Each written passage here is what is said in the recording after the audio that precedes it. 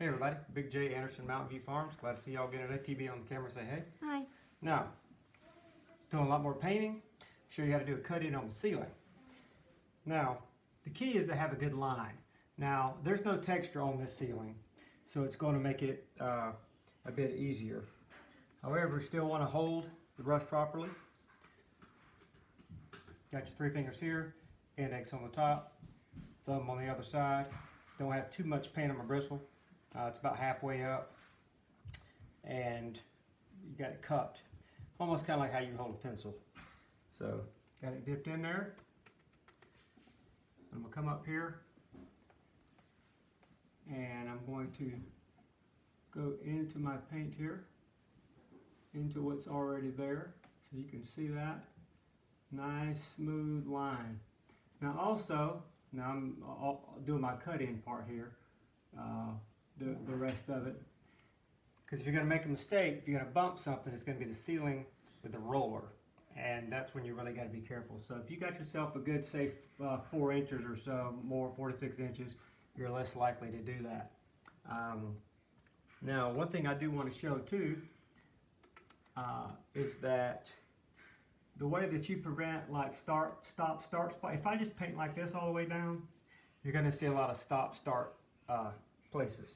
However, if as I'm going along in my final brush stroke on that particular section, I want to paint into the paint. See, like that? I'm painting into it, and a nice smooth stroke. Watch what you're doing. You're on the ceiling. And a nice smooth stroke just like that. And you can kind of, and it's still just a little bit wet there. So you can just rub that through, and that will reduce a lot of your brush strokes. So when you're finished, it'll look a really totally nice, even finish. So again, got my paint here. I'm going to paint into it like this. If I have any holidays, they're called holidays, meaning little spots where you're not getting paint. Paint back the other way. Paint back the other way. And that'll, you see that? It'll fill in those little holidays. Now, call it holiday because it's on holiday. Paint's not working. That's where that comes from.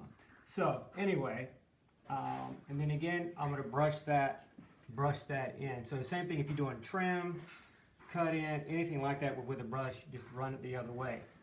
Now, also, one thing I'll say, if you have a textured ceiling, popcorn, some circles, different kinds of texture, and take your 5-in-1 tool, and don't do it too hard. You don't want to rip a hole in the ceiling, but you can do it like so, and you can run it, put some pressure on it, and run you a good line.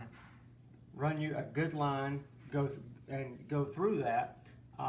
Again, you don't want to tear up the ceiling or tear up the wall, but you can do enough to get some of that texture. Use that texture. It's nothing more than just some drywall mud, sheetrock mud, that kind of thing, to make the texture itself. And you do that, it'll help you run a good smooth line. So that, and your brush is pretty much going to follow whatever the line is. So that's pretty much how we do that. Next video, we're going to get into something also that challenges people, that can help you reduce so much time on tape, and that's how to cut in the sides, like window frames, door frames, things like that. So AndersonMountainViewFarms.com, like us on Facebook, subscribe to our YouTube channel. We'll see you next time.